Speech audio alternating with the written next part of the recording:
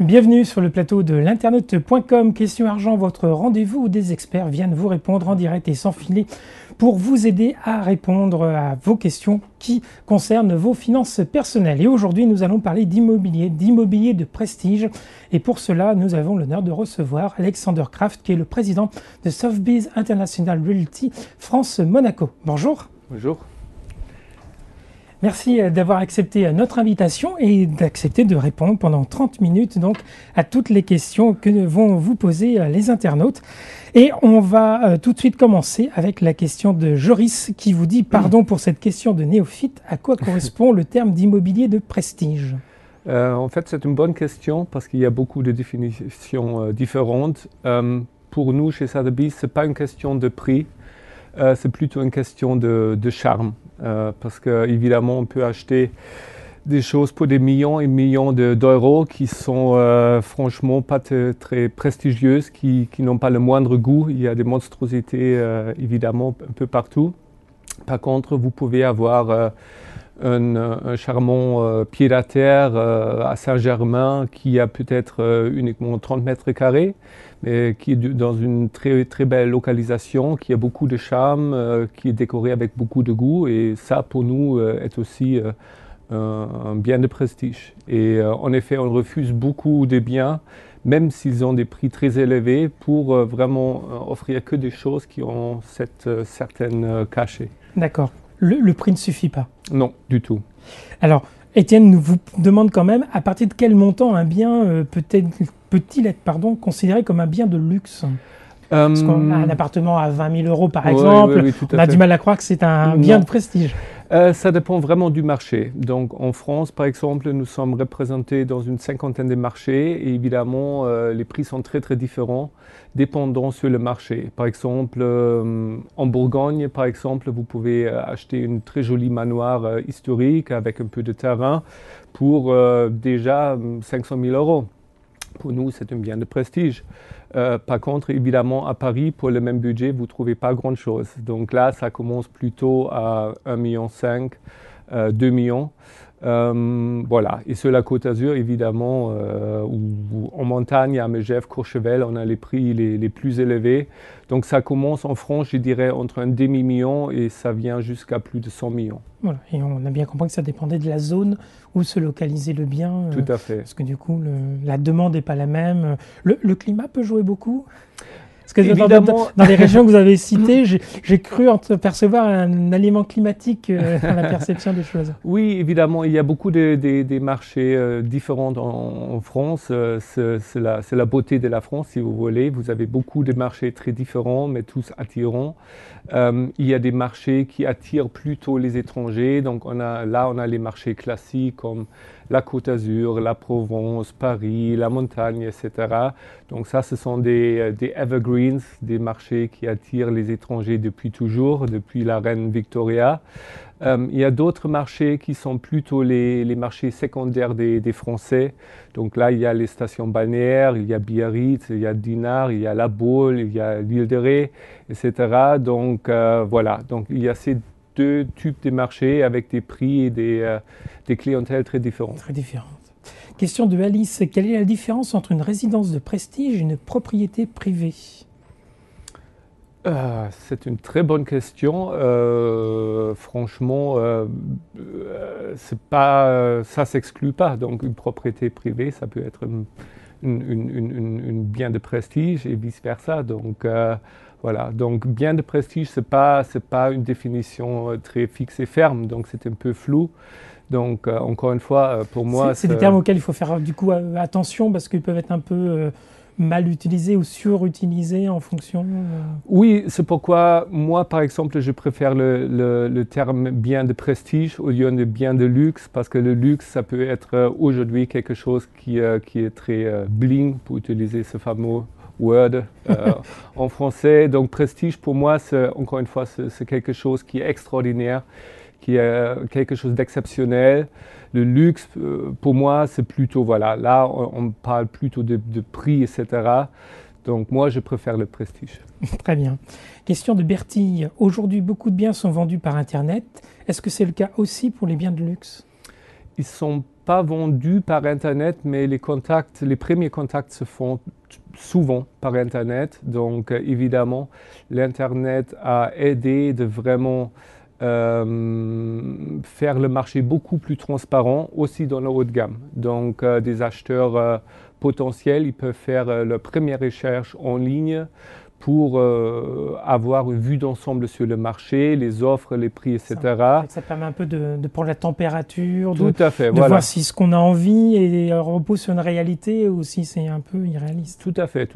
Et spécialement les clients étrangers, ils ont parfois des idées assez floues de la France. Donc pour eux, Paris, c'est proche de la Côte d'Azur, donc ils ne savent pas que c'est presque sur la côte normande. Donc voilà, et là, ça aide énormément pour les clients, aux clients de s'éduquer un peu et, comme vous le dites, de prendre la température du marché. Et donc pour vous, c'est un enjeu important sur votre site, par exemple.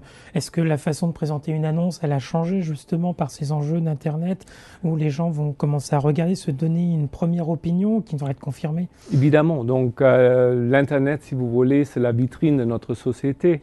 Et c'est le premier contact pour beaucoup de clients. Donc il faut là se présenter dans la façon qu'il faut. Et nous, par exemple, on a des standards très élevés. Donc, chaque bien qu'on a sur notre site, on a presque 2000 biens sur notre site.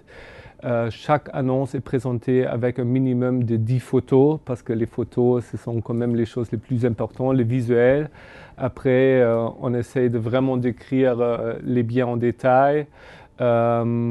Notre site internet, par exemple, elle est dans une vingtaine de langues, donc pour vraiment communiquer avec la clientèle internationale. Et pour les photos, ça veut dire que vous faites appel à un photographe professionnel, par exemple, pour bien mettre en valeur le bien, ou bien vous faites des photos les plus épurées possibles pour que ce soit le bien tel qu'il est, sans essayer de tenter de l'enjoliver Tout à fait. Donc, dans la plupart des cas, on utilise des photographes professionnels. Évidemment, nous avons aussi des membres de nos équipes qui sont des photographes assez doués. Donc, ça dépend, mais dans la plupart des cas, ce sont des photographes professionnels. En même temps, on veut vraiment montrer la réalité parce que ça ne sert à rien de photoshopper les photos et le client, il arrive, il voit que la réalité n'a rien à voir avec les photos, donc ce n'est pas notre style. On essaye de vraiment donner, de montrer un état réaliste et aussi de prendre des photos, par exemple, des environs pour vraiment donner un goût pour les environs, pour l'ambiance du bien, ce qui est très important, je trouve.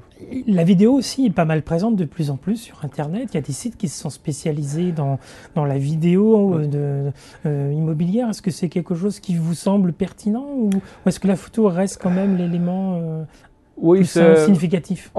Moi, j'adore les films et les vidéos, donc à titre personnel, je les adore. Mais il faut dire, il semble que les internautes, ils n'ont pas énormément de patience. Donc, une vidéo, il faut le regarder quand même. Donc, ça prend 2 minutes. Beaucoup de gens, ils veulent vraiment regarder les photos, beaucoup de photos, mais après, on veut les envoyer, etc. Donc, c'est plus facile, c'est plus pratique, c'est plus rapide. Donc, on a fait l'expérience que les photos sont beaucoup plus importantes que les vidéos.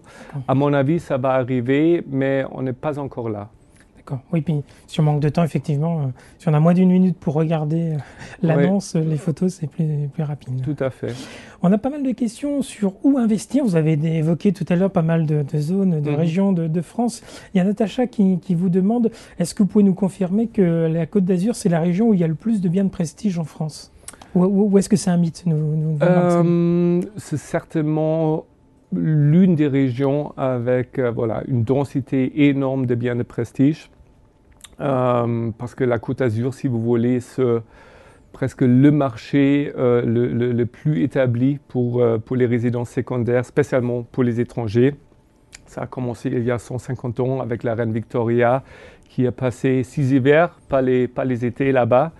Donc depuis ce temps-là, c'était toujours en vogue, donc c'est un grand classique. Donc là, les valeurs sur le long terme, ils vont toujours rester stables. Évidemment, Paris, depuis 600 ans, c'est un marché de prestige. Après, on a beaucoup de marchés qui sont très très bien établis.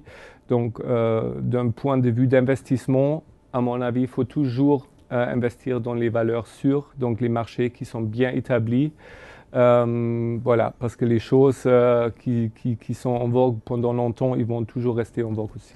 Est-ce qu'il y a des zones qui, selon vous, mériteraient plus d'intérêt parce que justement, il y a des biens de prestige de qualité, mais qui sont mal perçus? Peut-être pas mal perçus, mais si vous voulez, là où vous avez des marchés de prestige établis, normalement, jusqu'à côté, vous avez des marchés secondaires assez intéressants qui, eux aussi, peuvent devenir des marchés intéressants dans l'avenir. Par exemple, voilà, la Côte d'Azur, pour rester là, par exemple, évidemment, sur la Côte d'Azur, les prix sont extrêmement élevés aujourd'hui. Donc, il y a de plus en plus des gens qui regardent un peu voilà, autour de la Côte d'Azur, pas uniquement en Provence, mais aussi dans le Languedoc, dans le Haut-Var, etc. Et là, vous trouvez encore... C'est une zone très large, du coup. C'est une zone très large, donc là, évidemment, il y a des micro-marchés après. Donc, il y a voilà, le Haut-Var, par exemple, qui est un marché qui est très intéressant. Là, vous pouvez encore acheter des biens autour d'1 million qui sur la Côte d'Azur, coûterait peut-être 3-4 millions. Voilà, le Languedoc, c'est la même chose. Donc, vous êtes sur la côte, mais évidemment, pas dans la même gamme de prix. Vous avez des aéroports qui sont proches. Donc, là aussi, voilà, il y a quelques marchés très intéressants. D'accord. Un certain type d'équipements sont plus propices au développement. Vous citiez un aéroport, c'est-à-dire l'accessibilité rapidement pour quelqu'un qui est à l'international, ça compte beaucoup. Tout à fait. Donc, c'est une vérité qui est valable partout dans le monde, soit en France, soit n'importe où dans le monde.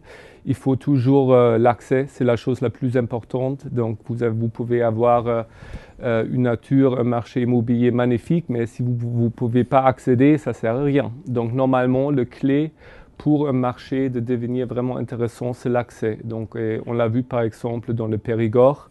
Là, quand l'aéroport de Bergerac a été introduit avec des vols directs d'Angleterre, de Londres, ça a vraiment boosté le marché énormément. Donc, et par exemple, ça reste un des marchés préférés des Anglais parce qu'ils peuvent prendre un vol EasyJet qui arrive dans 60 minutes de Londres. Ça coûte 60 €, quelque chose comme ça. Et on est dans 2 heures, on est dans son château français. Voilà. Donc, voilà. Après, il faut une certaine infrastructure. Encore une fois, vous pouvez avoir une jolie maison en nature, mais s'il vous faut 2 heures pour chercher, voilà, un peu de pain, donc ça peut devenir un peu énervant. Donc là, il faut toujours que vous avez quelques villes ou plutôt villages même qui sont pas trop loin, par exemple. Vous parlez justement un peu de l'international. Il y a Luce qui vous demande, est-ce qu'il y a une partie dans le monde où on peut acquérir un logement luxueux à bon prix? Tout à fait. Il y a beaucoup de marchés dans le monde entier, évidemment. Donc, notre maison, elle est représentée dans une 50aine de pays. Donc, il y a énormément de marchés qui sont intéressants. Sous-exploités, peut-être que qu'entend Luce, est-ce qu'il y a une zone qui, aujourd'hui, a une offre intéressante, mais qui n'est pas encore bien regardée, un peu comme certaines régions qu'on vient de voir en France? Tout à fait. Par exemple, si vous prenez la Thaïlande ou les Philippines, par exemple, ce sont des lieux de vacances qui sont bien établis, mais ce n'était pas nécessairement des marchés où on a acheté des maisons secondaires, spécialement la Thaïlande. Donc là, à titre personnel, j'ai beaucoup d'amis qui vont depuis toujours, qui rêvent, mais on a les plages formidables, ça coûte rien, c'est une qualité de vie, etc. Et là, par exemple, dans les derniers 5 ans, c'est vraiment devenu un marché très intéressant. On peut encore acheter des biens de prestige assez incroyables, des villas sur la plage pour 10% des prix qu'on a dans d'autres marchés internationaux. Donc, du coup, là, c'est presque à la portée de toutes les bourses. Oui, mais voilà, donc il faut choisir, voilà, quel est mon budget. Se déplacer. Il faut se déplacer, voilà, ça va durer combien de temps pour y aller, etc. Donc aussi l'infrastructure sur place, parce que Évidemment, pour rester là en Thaïlande, on n'a pas les mêmes infrastructures là, donc si on est facilement choqué, voilà. Oui, on a un certain confort en Occident voilà, exactement, voilà. sur lequel on peut être les en difficulté. Tout à fait, les cultures sont très différentes, donc il faut être conscient de ça. Question de Vincent. Il se demande s'il y a des modes dans l'immobilier de prestige et si oui, quelle est la tendance du moment? En ce moment, dans ce que vous demandent les clients, voilà. Est-ce qu'il y a des choses comme ça qui sont un peu, qui font rigoler peut-être? Oui, bon, il y a toujours des modes, c'est comme dans la mode ou dans d'autres industries. Si vous voulez, aujourd'hui, en temps de crise, normalement, c'est les classiques qui reviennent. Donc, si tout va bien, si l'économie tourne, etc., donc on essaye de trouver des nouveaux marchés, de trouver des biens extraordinaires, peut-être en termes d'architecture, etc.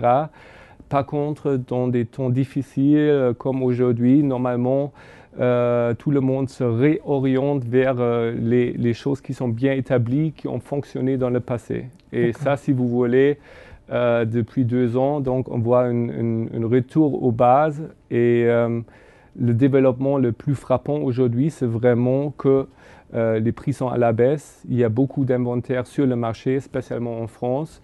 Donc, c'est vraiment devenu assez intéressant d'acheter une résidence secondaire en France. Donc, c'est le moment d'acheter. Il y a beaucoup de choix, il y a des prix intéressants. Donc, et il y a des biens d'une période particulière qui vous semblent intéressantes? Est-ce que c'est justement tous ces manoirs, hôtels du 19e qui sont plutôt, qui sont recherchés, ou bien c'est des bâtisses qui sont plus récentes, années 30, art moderne? Bon, si vous voulez, en France, les valeurs sûres, ce sont vraiment les bâtisses classiques, évidemment. À Paris, ce sont les appartements haussmanniens. Dans des marchés plus ruraux, ce sont des châteaux 18e, 19e. Voilà, dans le sud, ce sont les villas provençales, etc. Donc, chaque région a ses types de biens préférés. À Paris, par exemple, aujourd'hui, les appartements familiaux, c'est le marché le plus long. Donc, il y a beaucoup de choix. Les pieds-à-terre pour les étrangers qui sont déjà décorés, etc. Ça va encore très bien. Mais il y a beaucoup de produits sur le marché à Paris pour des appartements familiaux entre 100 et 300 mètres carrés qui sont à rénover. Donc là, il y a beaucoup de choix. Et là, par exemple, à Paris, il y a des affaires à avoir. D'accord. Question de Brice, comment savoir qu'un bien, voilà, vous disiez il y a des affaires à faire, mais comment savoir que ce bien est bien évalué, que c'est la bonne valeur qui est demandée par le vendeur? Bon, évidemment, il faut faire ses recherches, donc il faut vraiment bien comparer les offres aujourd'hui. Donc, grâce à l'Internet, presque tout le monde peut devenir expert immobilier. Il y a plusieurs sites qui permettent même aux gens qui ne connaissent rien de l'immobilier de faire des recherches, spécialement à Paris. On peut facilement faire des recherches concernant même des propres immeubles, comme combien est-ce que c'était vendu au mètre carré à gauche et à droite ou même dans le même bâtiment. Il y a beaucoup de statistiques, donc évidemment, il faut demander à son agent immobilier quelles sont les valeurs. Il faut le faire travailler aussi. Donc pour nous, c'est très important d'éduquer le client, de lui montrer quelles sont les bonnes valeurs et les valeurs réelles. Voilà, de l'autre côté, c'est toujours très malin de faire ses propres recherches aussi. Très bien. Question de Martin. Est-ce qu'il est vrai que l'immobilier de prestige est particulièrement intéressant si on envisage ensuite de louer le bien? Encore une fois, ça dépend vraiment du marché. Donc, évidemment, quand vous êtes par exemple dans un marché favorisé par les étrangers, sur la Côte d'Azur, dans le sud, ou en montagne, ou à Paris, ça, évidemment, ça peut être très intéressant de louer, spécialement dans le sud et en montagne. Dans les hautes saisons, on peut obtenir des prix assez incroyables pour des très grands biens. Incroyable, c'est quelle fourchette? Bon, si vous avez, je prends des cas extrêmes, mais si vous avez par exemple un très grand chalet à Megève, disons, ou à Courchevel avec 400 mètres carrés, parfaite localisation, si vous avez une grande villa sur le Cap Ferrat, pied dans l'eau, là on parle de 100 000, 200 000 euros pour un mois. Donc ça peut arriver. Évidemment, ce sont des biens qui coûtent aussi 20, 30, Oui, 40 millions. C'est toujours proportionnel, mais voilà, évidemment, il y a des marchés très particuliers qui sont très adaptés à la location. D'accord. Question de Jeanne. Elle vous demande, est-ce qu'il est plus facile d'acheter une demeure aux enchères ou auprès d'une agence immobilière, par exemple? Aux enchères, en France, c'est quand même très particulier parce que ce sont toujours normalement des ventes forcées, si vous voulez, des biens en difficulté. Donc, pour les biens de prestige en France... Il faut s'en méfier, donc. Voilà. Non, pas nécessairement, mais c'est quand même un mode de vente très particulier. Donc, le mode classique, à 99,9%, c'est la vente classique, spécialement par des agents immobiliers. Presque 80-85% des transactions dans le haut de gamme sont faites par les agents immobiliers parce que très franchement, ce ne sont pas des biens qui se vendent avec des petites annonces. C'est une clientèle qui est très élevée, très beaucoup de relationnel, donc.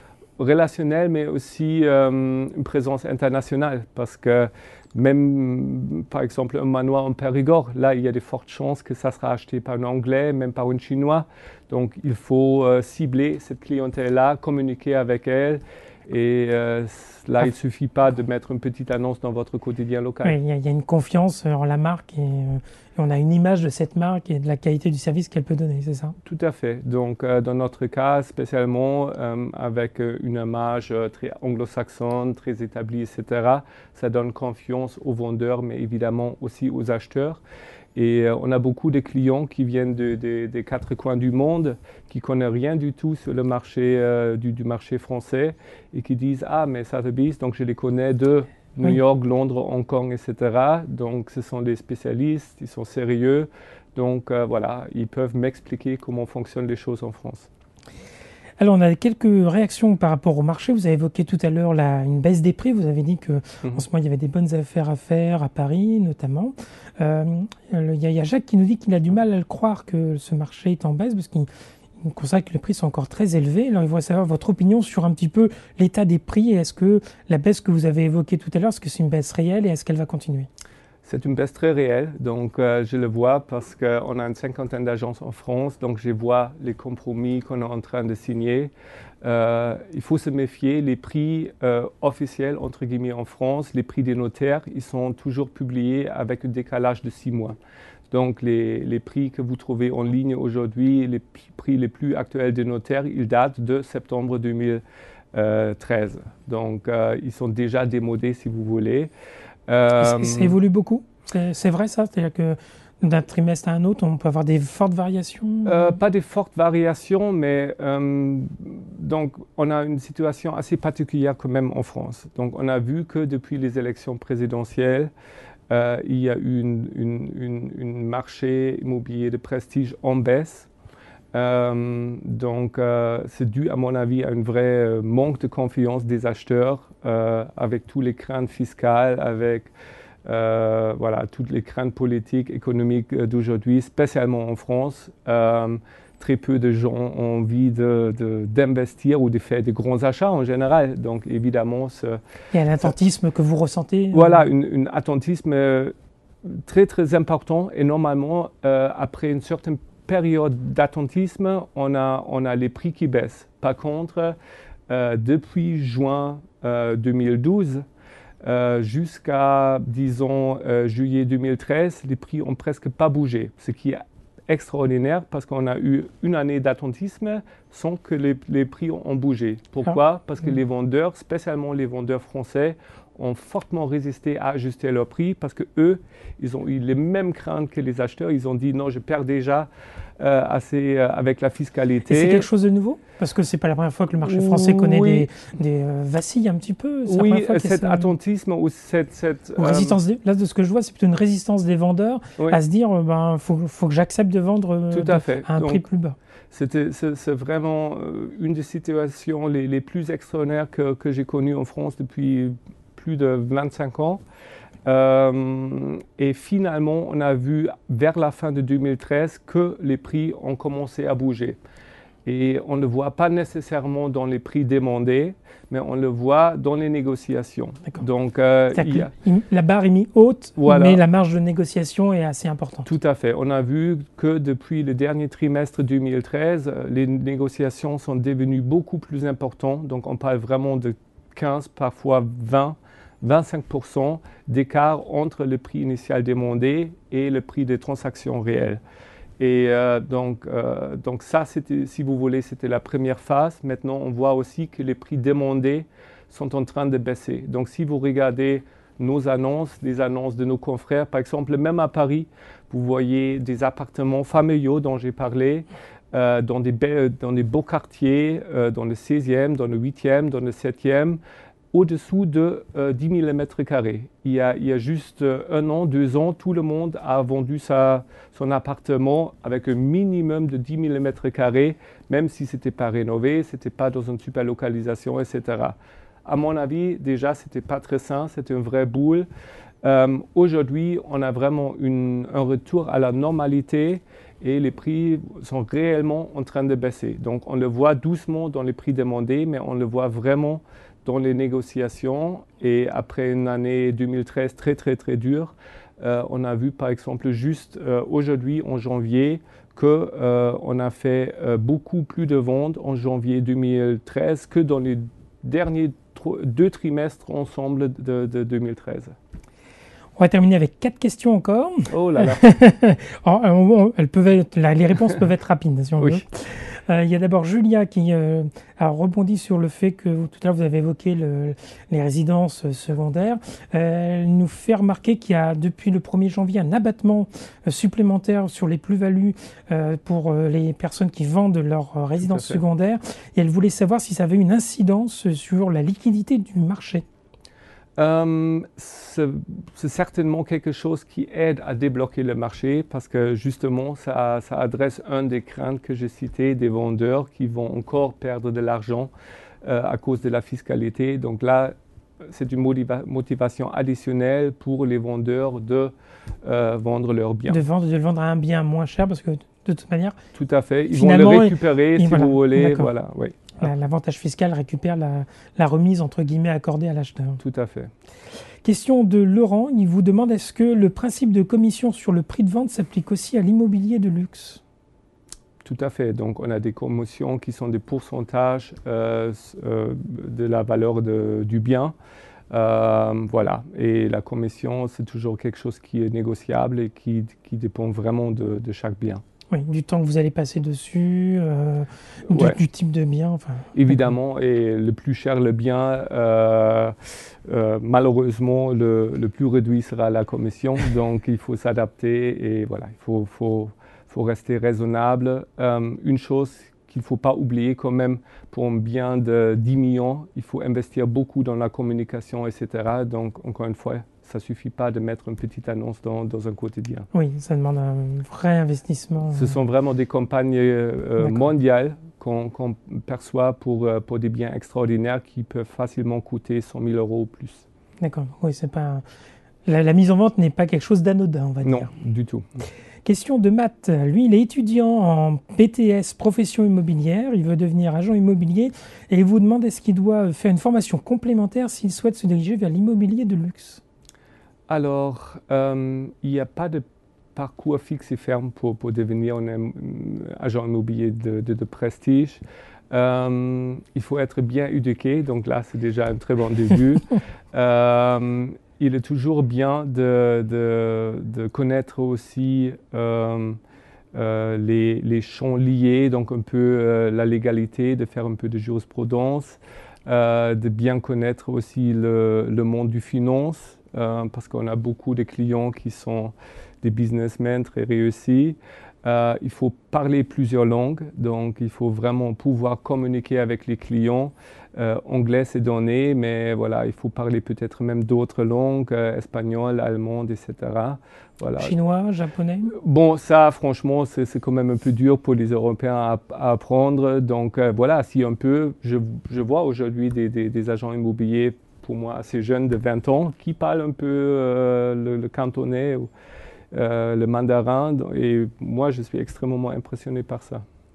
Et on va finir par une question de Zoé qui vous demande est-ce que vous avez eu à trouver un bien pour une star et est-ce que vous auriez une anecdote rigolote? J'ai beaucoup d'anecdotes rigolotes. Malheureusement, je ne peux pas les citer vraiment. Mais on a vendu... Pas forcément donnant le nom. Non, mais par exemple, si je parle d'expérience personnelle, j'ai vendu par exemple, le premier bien que j'ai vendu chez Sotheby's, c'était la maison de Boris Becker aux États-Unis, suivi par la propriété de campagne du président Ronald Reagan. Et là, par exemple, il a reçu tous les têtes d'État, il a reçu la reine Elisabeth, Mikhail Gorbatchev, etc. Donc là, évidemment, ce sont des mémoires assez précieuses. Et quand on reçoit des stars comme ça, des personnalités comme ça qui visitent les biens, ça demande un protocole quand vous faites visiter, ça demande... Parce qu'on ne fait pas une visite lambda, comme on peut accueillir la personne qui visite le bien. Évidemment, donc pour des gens comme ça qui sont toujours très pressés, normalement, tout doit être bien organisé. Mais franchement, normalement, les grandes personnalités, ce sont des gens comme vous et moi. Donc, souvent, ils sont très sympas, ils sont très faciles. Ce sont plutôt leurs assistantes, leurs avocats, leurs comptables, etc., qui sont difficiles. Donc, mais c'est avant ou après la visite des stars. Voilà. En même temps, c'est leur travail. C'est leur travail d'être difficile, donc et c'est notre travail d'être patient. Merci beaucoup, Alexander Kraft, d'avoir répondu aux questions des internautes. On espère qu'on a bien exploré pour vous le sujet de l'immobilier de prestige, que vous en savez plus. Désolé pour ceux qui avaient posé d'autres questions, mais le temps imparti à notre émission est à présent terminé. Merci à Steve et Damien qui étaient à la technique, et puis un petit message pour Nicolas. À bientôt.